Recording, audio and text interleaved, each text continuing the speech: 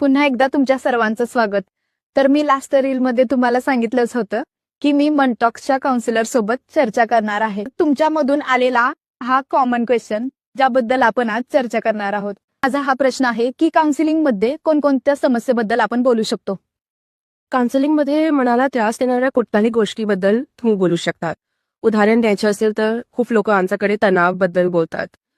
तणाव कामाचा असू दे, घराचा असू दे, अभ्यासाचा असू दे, ओव्हर थिंकिंग करणे, भीती, उदास वाटणं, एकटेपणा वाटणं, काही करायचं मन नसेल तर, रागावर नियंत्रण कमी असणे, नातेसंबंधामध्ये समस्या असेल जसं की गैरसमज, बंधन, एकटेपणा वाटत असेल तर, ड्रामा असू दे, कुठलाही त्रासदायक अनुभव, शोक दुःख गमावण्याचा, असे सगळे गोष्टीबद्दल लोक बोलतात.